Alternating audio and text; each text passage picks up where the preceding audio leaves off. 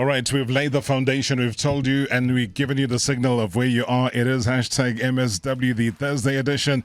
And as always, Marawa Sports Worldwide is brought to you by Hollywood Bets. Marawa Sports Worldwide is brought to you by Hollywood Bets.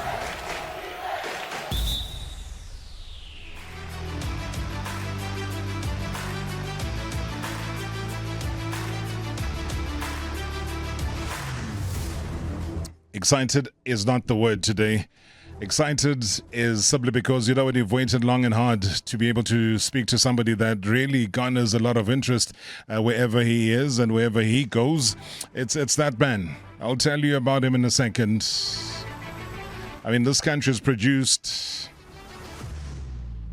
very few strikers of this man's caliber. When you look at your thorough goal poaching beast, you look at his intimidating physique, hard to bring down strength. I mean, coupled with his razor-sharp eye for goals. I mean, that's made him an absolute nightmare for opposing defenders. He built in the same physique. Now, if you look at your Paulo Ndlanyas and the late homeboy of his, you know, Clackstop-born Phil Masinga, and he was a joy to watch. Maybe slightly taller, more gangly and dangly and so on. But an all-round complete striker, though, on the foot as well as aerially. And you loved him irrespective of the team that you supported, and certainly shone domestically, but shone even higher out in Asia. I mean, the bulky giant himself, who's really just what a lot of people describe as a teddy bear of the game. He is a former Bafana Bafana as well as Qarabag FK striker. Dino Ndlovu, ladies and gentlemen, is in studio. Dino, standing ovation for you, sir. Welcome to the show. Good to see you. Thanks, bro Rob. What a warm introduction. It's a beautiful one. Thanks for welcoming me. It's always a joyful time to be here in studio. And good day to your viewers and listeners. It certainly is, and thanks for reminding me, because we are live on the YouTube channel, so anybody watching around the country, the continent, and the world, you can listen and watch, and you can post your comments as well with the Dino Ndlovu here. Go on our social media platforms, it's all there. He doesn't give too many interviews, this man, so that is why it is a privilege, and that's why we said we're going to give him the entire hour of the show to speak to you for many different reasons, though. Suppose a simple one. To get the juices flowing is, what are you currently doing? I'm a house husband. House husband? Yeah, I'm a house husband. How are you finding that? Quite challenging, tricky, because for the past 12 years I haven't had a time to be a father, a husband, a brother, and a son to all my family. So every day I have to take over the house errands and chores from all the loved ones that I think they need to be, taking off that burden. So I'm doing that at the moment. How are you finding it, though? How are you finding the challenge where you've literally crisscrossed the world playing football, and at times you were not able to have your family with you, next to you, by your side, and you had to rely on FaceTime and all sorts of technical gadgets, but it's not the same as physically being there. Are you finding the big jump? I'm taking one day at a time. There's been overwhelming couple of months or moments, but I think I've got a really supportive structure, especially my wife, my mom. They've brought me down and sat with me to really give me, the input and outputs of what I can do, to make their life more easier. Yeah. So when it comes to my kids, I think it's the most joyful part that any father can have, because taking them to school, helping them with homework, going to their extramural activities, sports, it really had put me in some kind of pedestal to say, I think I've missed this. And every day when they make mistakes and they come and ask me questions, and I'm able to play that role and advise them without any criticism from my side as a father, has made me to learn that I'm really teaching another human being to be actually a human being, So that's been an overwhelming time for me, and I'm taking one day at a time. I mean, are there any Dino traits in any of the kids that you're already spotting and saying, following in daddy's footsteps? My last two kids, especially my second born daughter, I think she's the one that I'm seeing more. Yeah. Because now she's doing athletics now in school, and I used to do those also. And quite funny enough, she's she's a lefty and also my left-footed. In terms of football, I see that on my son, but I think he's a bit, an introvert. He's a bit shy. Okay. And I haven't tried yet to push him to see actually, is he someone who can be able to play football, So I said, I'm taking one step at a time, and I'm taking one day at a time. But my last two, kids, I'm seeing all the traits that I believe that I think they can be the best version of what people have seen in me all these years. But you don't put any pressure in terms of their future direction. No, not at all. That's why I've opened that. Space for my kids to do anything they want in school. After they've tried. Now my daughter today, she's playing hockey. Yes. She's doing athletics. She's been saying, Dad, I want to try to play football. My son also, he's trying a lot of, all of the sporting code. So I don't want to put pressure on my kids. I think I want them to just, adapt or get into whatever they feel comfortable in. Even if it's not football, for me, it will be comforting to see them, being aligned in any sporting activity. That will be the best feeling ever. Getting down to the business of a lot of things that have happened, and maybe somehow they've jolted your career, maybe put it backwards slightly. And there was this much publicized case that I want to hear a little bit from you about, the dispute with Sakaryaspor. Mm-hmm. I try my best with Turkish names, but correct me if I'm wrong. Mm-hmm. I mean, has something like this, we'll get the lay of what happened, but has something like this ever happened to you in your footballing career before? I saw someone send me that link from Kickoff, I think a couple of days ago. Yeah. Partially what's written there is the truth, but with the numbers, I think it's a lie, and I believe it's a lie. There's as I said, partially what's written there is the truth, but I've had this couple of situations before, Yeah. My last year in China, I had a similar situation.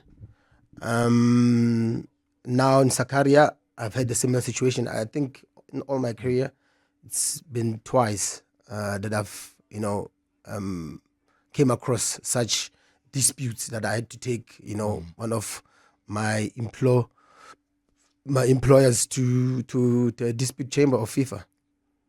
And you got a response from FIFA? Yes, I did.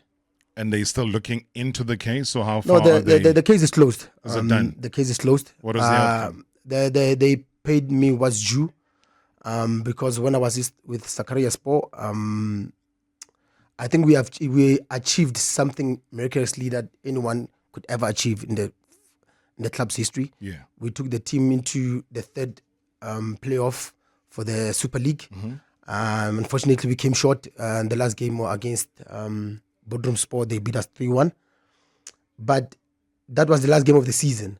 So, unfortunately, the previous president that was there, he didn't want to contest for his next election, which most of the players in the team, around 14 players, were out of contract.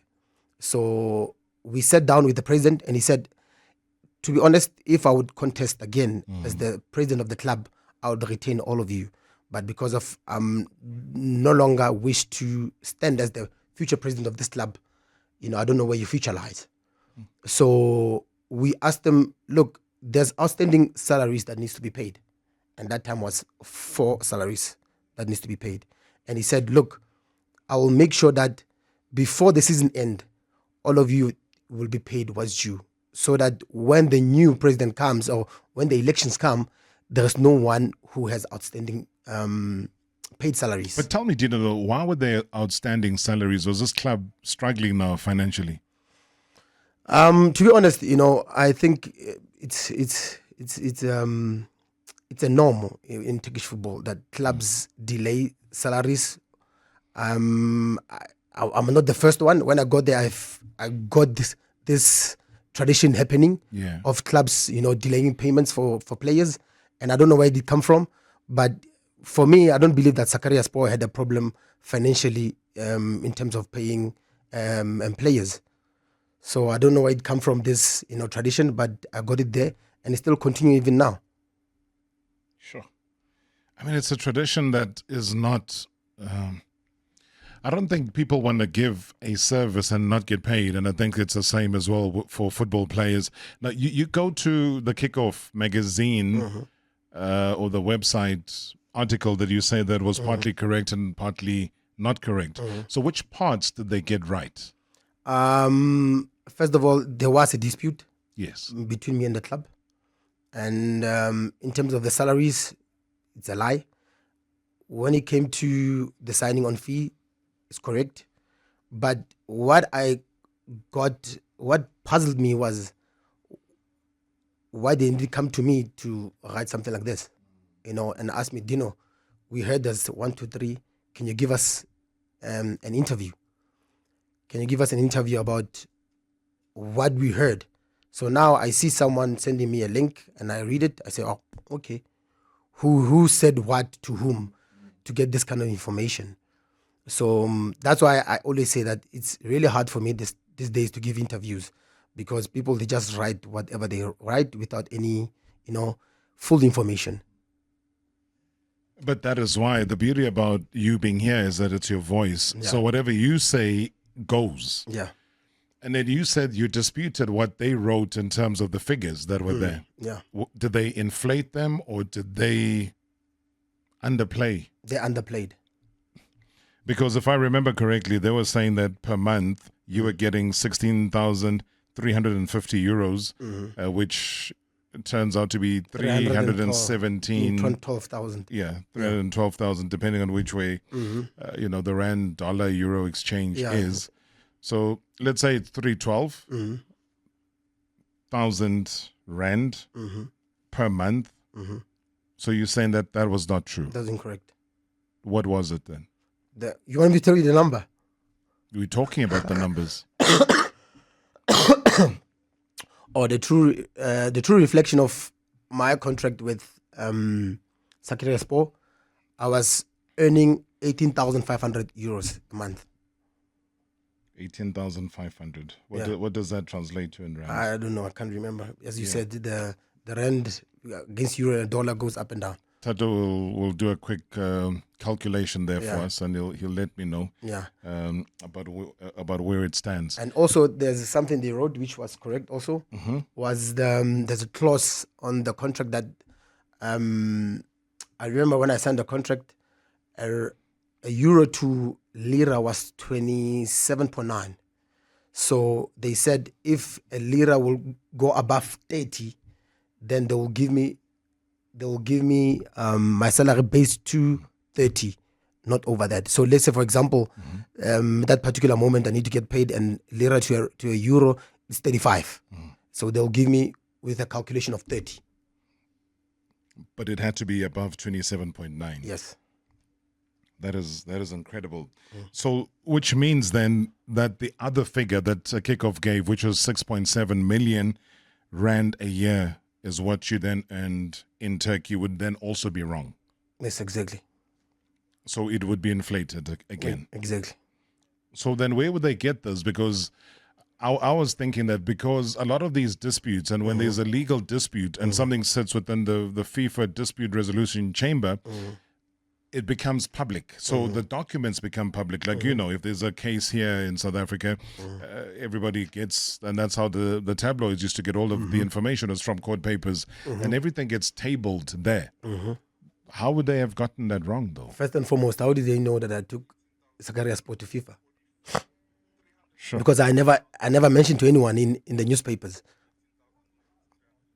So that's what I'm saying. I was puzzled when I saw that that interview. But no one gives you a call, though. Exactly my point. I said, if you have something to ask, journalists, they know how to get anyone's number. Yeah. You can give me a call and ask. Well, these days, people even go to your social media and they DM and they say, listen, we would love to have a chat with you. Exactly my point. Yeah. So, again, so that this is in Dino Ndlovu's words, he disputed that amount, and he also disputed the overall monthly amount. So he put it at 18.5 euros, which means it's 344,000 rand a month. So you'd be happier with that figure because it reflects what it is that you'd be earning. Exactly. Now, I come to the issue of why then Dino Ndlovu wants to come back and play in South Africa. You become the subject of conversation where people say, no, we can't have him. He's too expensive. That one earns millions. We don't want him. And yet, and there's a reason why I would have asked you to say that. And these things are public info. There are players that play in Mamelodi Sundowns. There are players that play in other clubs. I think even now, whether it's Kaizer Chiefs or Pirates, that would earn in the bracket of what you are talking about now. So how does that make Dino Ndlovu somebody who is just too expensive? You've had to live with that. But Robert, I think we had this conversation before. Yeah. And one of it is, this stigma that's thrown into your face that Dino's expensive, we don't have a budget. But as I said, if you want something, you try by all means to get it. So if someone's saying, no, Chiefs, so to say the Chiefs, Pirates or Sundowns, we've engaged with them and they're saying that you are too expensive. What's too expensive? Did they speak to me? Or did they speak to someone else to tell them, okay, Dino wants 1 million rands a month, which is not even the truth. So for me, I had to live with this because of, even if I can make a lot of interviews and try to pass this across and make this information known, if it's something that people then doesn't want to understand and want to accept, then it's beyond my control. But do you still want to play at home? Of course. Why is the interest seemingly, is it thrown away because of perception? And that's why it's important that you and I unpack this very openly, and I think we have in a way, so that there's perspective, there's numbers, and you've been, and I respect you for that, being more than willing to divulge what they were in Turkey in the last club that you played for. So I'm saying that if that then is out there and you still have football, that is that you've recovered from the ACL that put you out for over 7 weeks. So then what do you think then becomes the problem? I don't know, as I said before, I'm not one person to be controversial, and it gives me sleepless nights, bro, Robert, that, I come across friends, fans, and strangers that they ask me why can I not find a club in South Africa, and it's still a question that I don't even have answers for, and sometimes it hurts me because it comes across as if you're not good enough, which you know that you're good enough, and this phase that I had to go or endure this past 6-7 months that I didn't have a club, it made me to lose interest or fall out of love with the game. Football. Yeah, with the game. All right, I don't want to take away the strength of that, and I think it's the right place for us to come back from the break and pick up on one of our favorite players in South Africa, former Bafana player, a player that has played for over 14 teams in his professional career around the world, is back in the country, frustrated for over 6 months, and he says he was starting to lose the love for football. That, for me, is the worrying part. #MSW live now on 947 Vuma FM, Rise FM, and Soweto Live at the same time. MSW. Marawa Sports Worldwide. What a journey Dino Ndlovu has been on. What an amazing time he had out in China. We're going to catch up with him now. What fragrance are you wearing? Don't put me on the spot, eh? No, come on. We start. I think when you go to something down the walk Yeah. at Skins Cosmetics, you when you enter, Yeah. you know exactly which fragrance I'm wearing.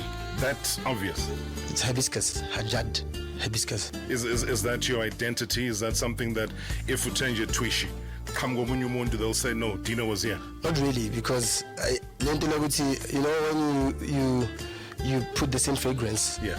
it becomes your what you say, your identity. Yeah. So I don't want Sasa Mama Sakaryaspor. Hey man, my husband is being here. So I use different colognes. So I don't have a specific one that I use. Marawa Sports Worldwide. Monday to Friday weekdays.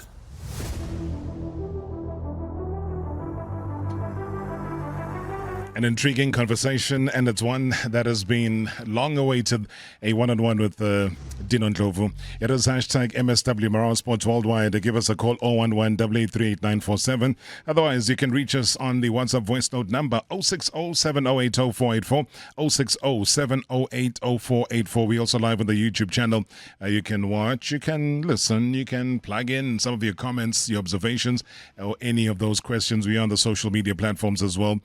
Some important questions that have been asked, and in fact our lines are flashing, so let's head straight into them before I continue with that falling out of love with football that I was having with Dino just before the break. Let me go to Edenvale.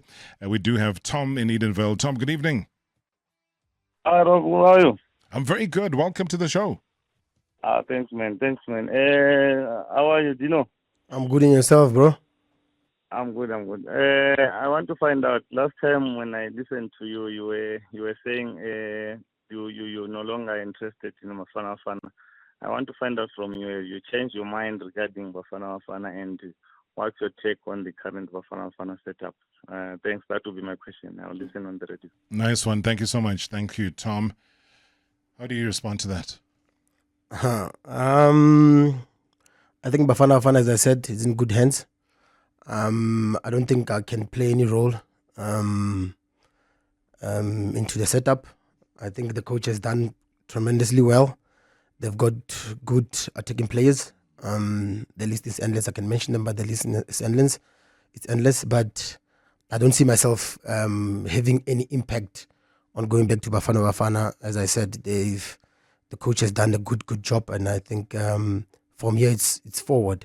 So for me, I don't see myself playing a role or being any part of the national team. Is that just an honest evaluation of where you are now, and obviously the lack of football for the past 6 months, so to speak? Would you say more than anything else that would be a prime factor, or do you bring age in, because we also seeing older people thriving in football and even the national teams? For me, I don't think it's about age. I think it's a matter of me being, how long have I been out of the setup? Sure. I think since 2019. So it will do any injustice to the upcoming players and the players that have had a lot of caps or games under the new coach or the previous coach.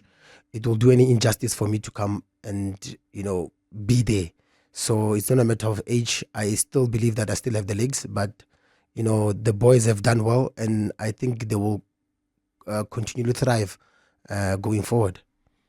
So there's Relemo Fugeng. He's sitting outside. He wants to talk to you. He wants to ask you where he must go and play his football. He just wants a name of a club where you think he should go. I think it will depend on his assessment. I think a player like him, he can be able to thrive in countries that I believe that they take young players into mind. Yeah. Countries like Belgium, Holland, Sweden, Denmark. I think it will be a good stepping stone for him to go into that kind of countries to be able to get himself into the higher football leagues. Yeah. So I don't believe that it will be fair on him to be put into a setup that he will struggle and he won't even get the game time. People were talking about Barcelona.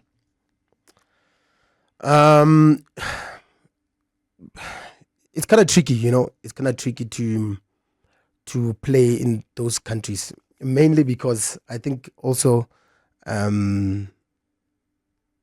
Benny McCarthy can attest to that, because when you go into countries like France, Spain, Portugal, most players there, they don't speak English. Sure. So, and they will only make you feel at home if you are trying to learn the language. So it will be unfair for the boy to leave South Africa and go to Spain. It will be good for the league, in terms of the stats of how many players we have, exported to which leagues. But for the boy, So for me, it will be really, really unfair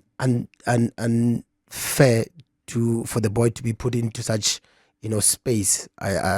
He will struggle, and because also the first question is, will he live with his parents? Will he live alone? Will he adapt to the language, to the culture? So all those things, they will play a role, especially if it's his first time being out of the country. It will really, really, put him a step backwards in terms of his development of his career. The culture, the cold, and it is freezing. You would know more than most. Yeah. Let me go to Nigerina. Hulufalang, good evening. Good evening to you, Mr. Robin. Good evening to Dino Ndlovu. How you guys doing? Hey, I'm good, man. He's looking super cool. I'm good. I've seen the pictures. Though they look very much intimidating, Baba. But I just want to ask,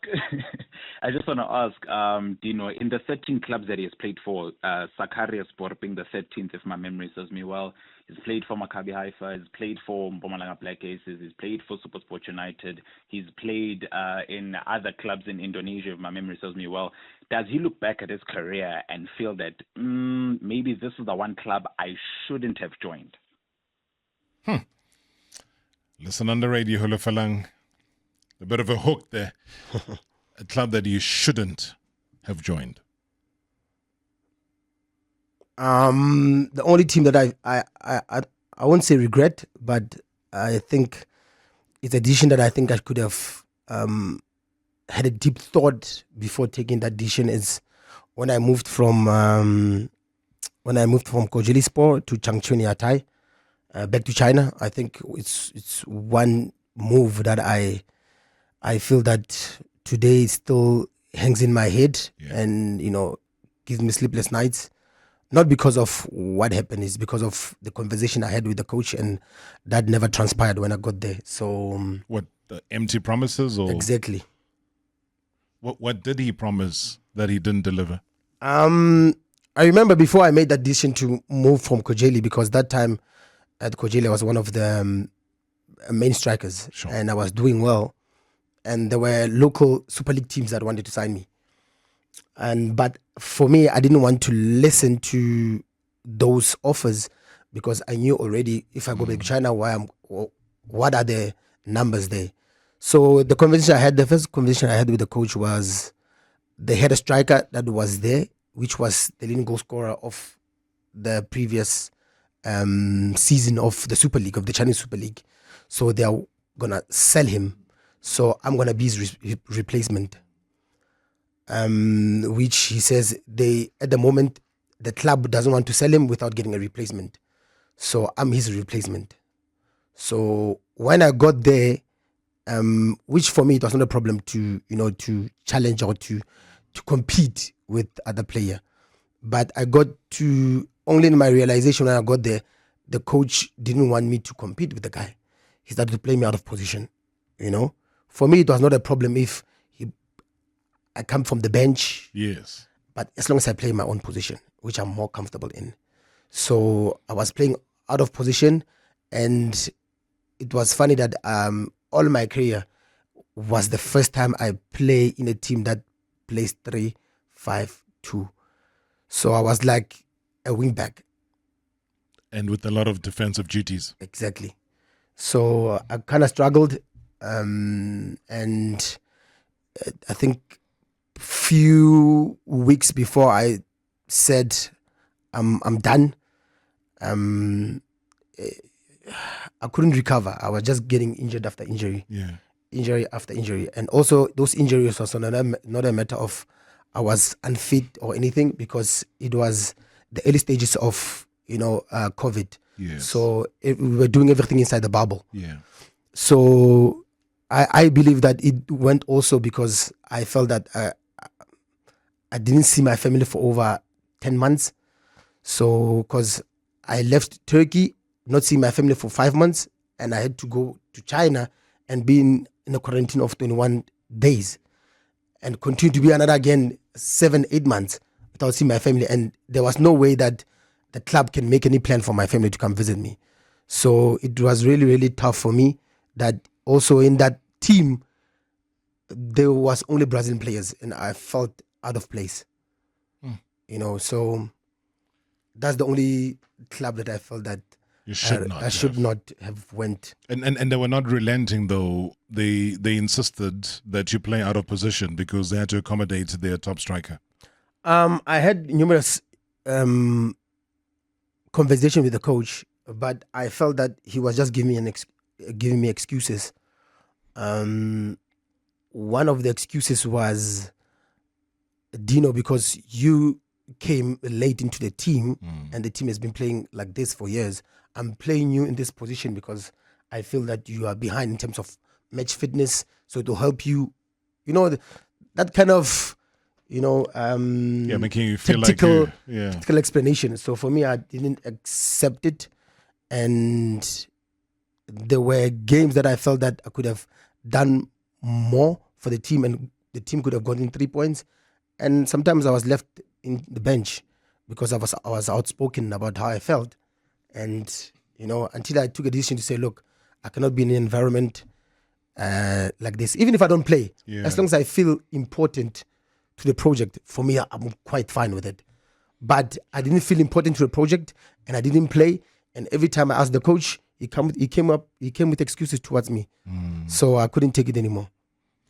Let me go back to the important issue that you mentioned before the break, and you spoke about you falling out of love with the game.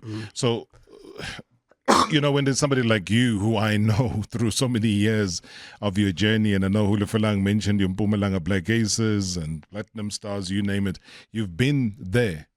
You kind of opened the doors to China and so on. You played Qarabag. I was able to see you on television playing, Champions League football in the same way I would see Percy Tau. He didn't have to play for Real Madrid or play for any of these top teams, but he was there playing at the Bernabeu. He was there playing at the Stade de France. But to get that coming through from you, that shocks me because I don't expect it. What would lead you to fall in love with the one game that's made you to be Dino Ndlovu? Brother Rob, you get to an age, I think I got to a point whereby I felt that football has given me so much, but it's no longer giving. It's taking, and it made me have sleepless nights that I questioned other parts of my career, of exactly why now, why example, why do I have to have a surgery now at this age? All the past 16-17 years I haven't got any serious injury. Why now? So you get to that position that you ask yourself questions but you never get answers. It makes you fall out of love with something that has given you so much. So it's no longer giving anymore. It's taking. It's taking the love I have for it. It's taking the way I see it. It's taking for me to even put football shoes and go to the pitch. I'm training now, but I'll tell you, it's hard for me to put football shoes to go to any football pitch that I see back at home. But I'm always at the gym, So it's one of those things that you go across or you come across that makes you to fall out of, love with something that's made you who you are today. Is that a sign that says, is Dino starting to grapple with the idea of retirement? I've had that conversation with my family, especially my wife, which is something we've discussed, but we never had a clear answer to the conversation we had, me and my wife. And reason being is the same thing that, when your other family members or people you meet in the street, the fence, when they ask you, hey, Udlalapi, hey, where are you playing? And you say, like, I'm home. And they're like, when are you going back? And you cannot give them an answer when you're going to go back, Or when you tell them, I think I'm thinking of leaving the game. No, you still have it. Yes. So all those statements and conversations that you have with your loved ones, or the conversation you have with fans or strangers, they kind of put you in a certain position to really question the thought of you, leaving the game, Here's an easy one as we head to the break. I want a yes or a no. I don't have time. If Richards Bay had to call you now and say, Dino Ndlovu, we would love to have you join us at Richards Bay, your answer would be what? Yes. #MSW live Now. on 947 Vuma FM, Rise FM, and Soweto Live at the same time. #MSW. Marawa Sports Worldwide. What a journey Dino Ndlovu has been on. What an amazing time he had out in China. But tell me though, One person I'm not scared to speak my mind, but in a respectable tone. But I know what I know, and whoever knows what they did to me knows whatever they know. Why even, maybe in big games, the national team was, when we playing in big games, as they've been, pronounced, like your Senegals and stuff. If they don't trust me enough, but why on small games they don't, let's say, let's give this guy 90 minutes. To be honest, the game against Seychelles, when we play in Seychelles, I can tell anyone now to go on the stats of all the players who won the starting lineup, who did well. Marawa Sports Worldwide, Monday to Friday weekdays.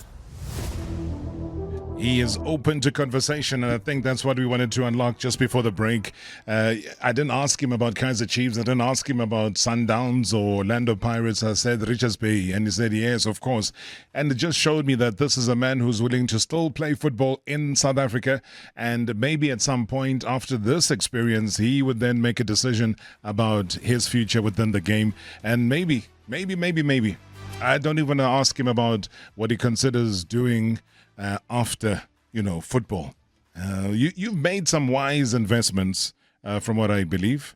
You're somebody who is surrounded by, some wise individuals who give you, the wisdom to say, go this route, invest in this or that.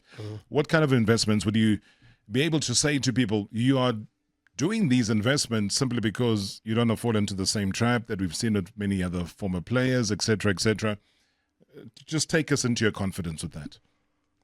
To be honest, bro, Rob,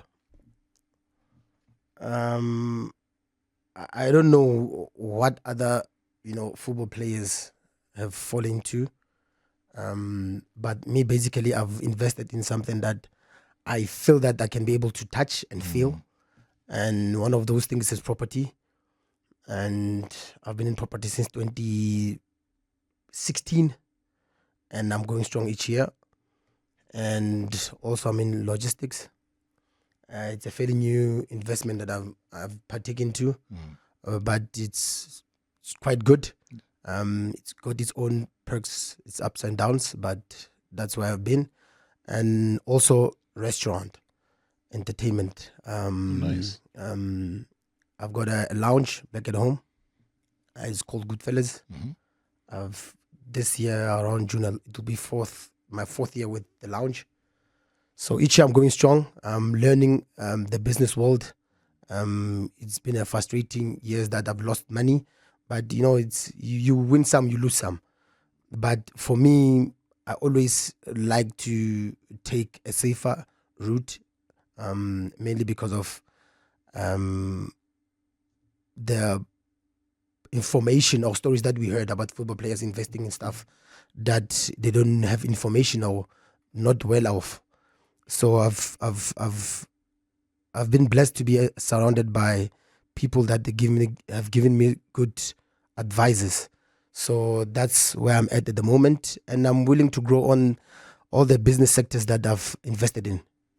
When you say you are in property, what does that mean? For different people, it means different things. Yes. For me, now I'm renting out residential properties, from 1 bedroom to 2 to 3 bedrooms, and I've built from scratch. I'm still trying to learn the commercial side of the property business, and because I feel that it's where the market is going at the moment, in South Africa, because in property I believe that the market is vast, and everyone can make their own money into it as long as you're knowledgeable. Yeah.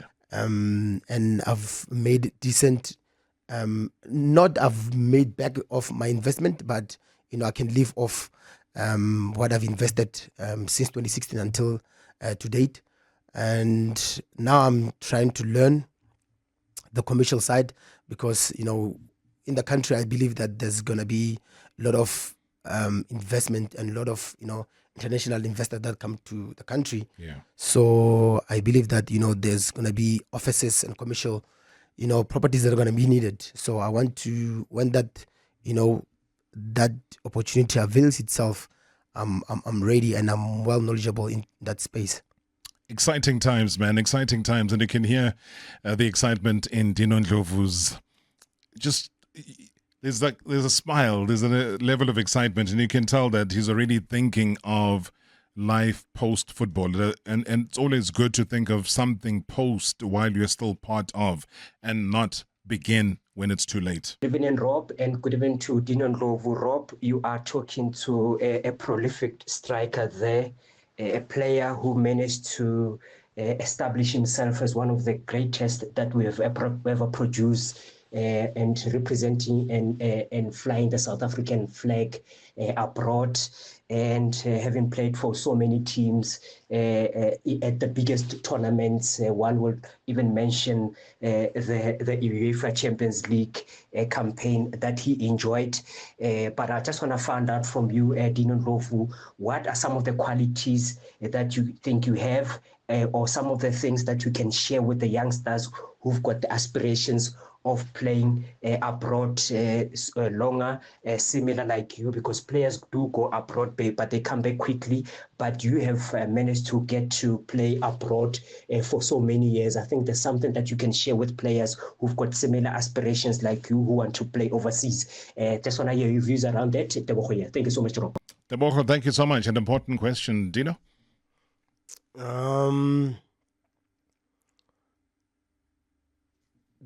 The first and important thing that I can give the upcoming young players on the decision of going abroad is always know what you want, and not only in your career or your individual or your personal life, but know who you are and know what you want and know where you want to go. Because the most important thing that a lot of footballers that come from South Africa go overseas and they don't last abroad is the lifestyle they live back at home. Because a lifestyle that you accustom yourself into, it can be the biggest downfall of your career. I always believe that if you are not living well in your own comfort zone, which is back at home, you're not going to live well out of such a comfort zone. So you need to know how to live professionally back at home to be able to succeed living professionally in another uncomfortable place or country. And it is uncomfortable because these players all have to go to camp. Even if you're Cristiano Ronaldo, you have to go to camp. And it's not a camp that is the same level of luxury as many homes that he does own. But he has to do that because that is what camp is about. It's about the unity that comes in. And also just the instructions that come through from the coaches. So it's a big jump and an important one. Great question, Tebogo. Hi, Brother Sir JC Tebe here. I just want to greet the fellow MSW shareholders, and I want to pass my greetings to Dino Ndlovu there. I just want to ask him, how is he planning to give back? Because he's got so much knowledge, so much experience of playing outside. So how is he planning to give back to South African youth? And on a lighter note, Brother, ask him, what is he wearing? Which perfume is he using? I'm in awe of his collection, the perfumes that he collects. Next time you call him, I should be there just to hear the smells. Thanks a lot, Brother. Good show, as always. Oh man, there's a beautiful smell in the studio today. Do you know there's a perfume store that's waiting to be opened called Dino Sense. Yeah, I think it makes sense to have Dino Sense. Right? Come on, brother. Come on. That don't happen. Why not? Come on. I think the person who can be able to open a store of fragrance scents, I think it's Manti Moholo. I think a lot of football players, I think we take from him, Yes. He's a good collector, and he knows what he's wearing all the time, and he can explain into detail when it comes to smelling good. When you're doing a rugby pass here, boss, I think the people here would be very unanimous in saying that you, of all people, should be. Good evening, Mr. Marawa, and good evening to Ukajeni, Dino Ndlovu, ukhuluma noSibongeleni wamkhwana. Mr. Marawa, my first question to Dino, since he's one of those players who played their trade for most of his career overseas. Before the start of last season, there were talks that he was negotiating to come back home at Kaizer Chiefs. What stopped that move for him to come back home? And lastly, since he's on his 30s, I think he's 34 or 35. Will he consider a move back home to finish his career? And lastly, in China, did he make enough money to come back home and stop playing and just live his life? Thank you, Mr. Marawa. Good show as always. Thank you so much, Bongeleni. Thank you very, very much indeed. Multiple layers of questions. But quickly, because you've dealt with it, I think, a little bit early on, but Kaizer Chiefs, that thing never happened. Yeah.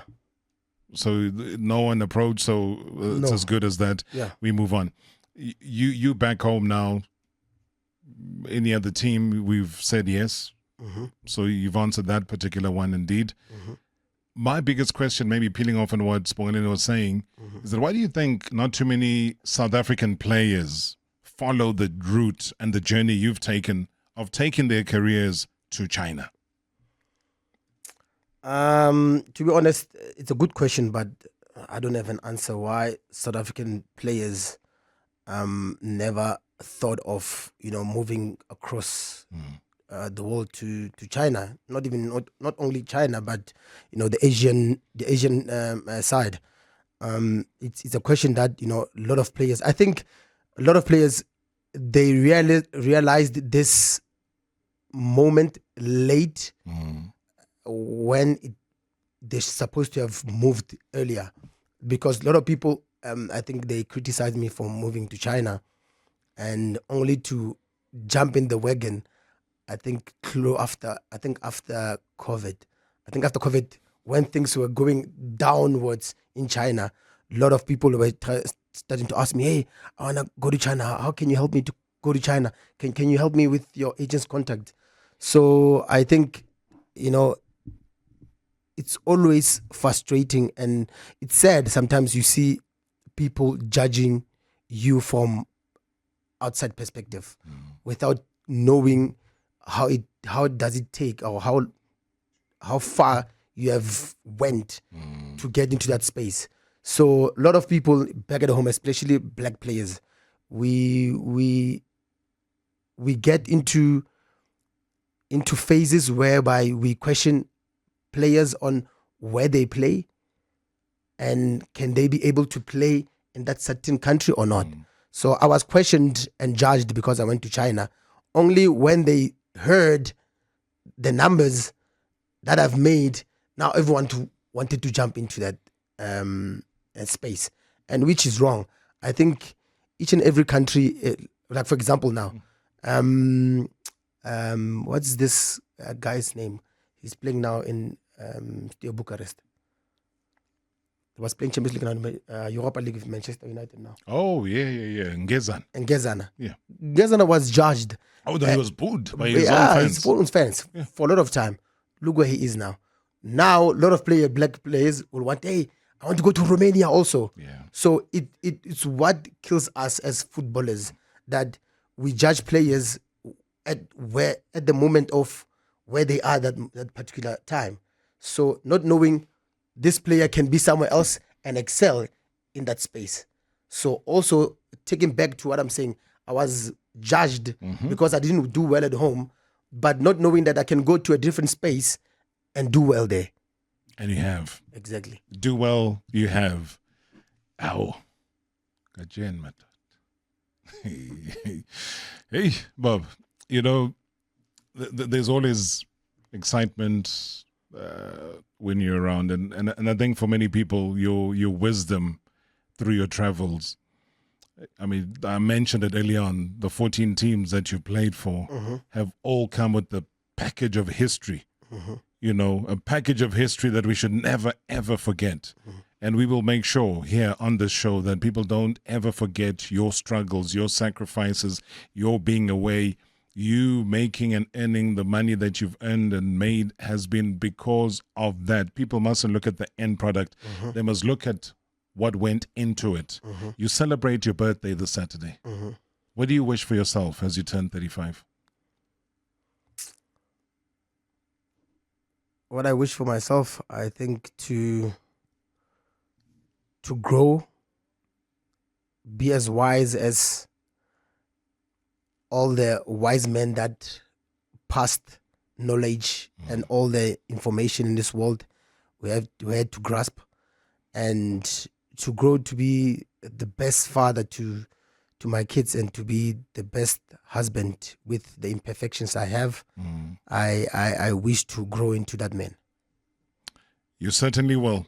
You certainly will. We've been here observing that every single step of your journey. Thanks for being the person that you are. I wish you much success. And again, for Saturday, happy birthday in advance. Thank you, Robert. Thanks to your team and thanks for welcoming me in your studio. Ladies and gentlemen, Dino Ndlovu, our guest here tonight. Thank you so much for the many, many voice notes, those we got to and those that we didn't, but we'll do our best to make sure that they are not lost in the history of what we do on this show. Thank you so much indeed. Everyone will catch you again tomorrow on a Friday. We might be somewhere else broadcasting. I'll tell you when and how, as we look forward to another wonderful Friday as well. Marawa Sports Worldwide, proudly brought to you by Hollywood Bets. Marawa Sports Worldwide on 947, Vuma FM and Rise FM. Powered by Hollywood Bets. #MSW. Live now on 947.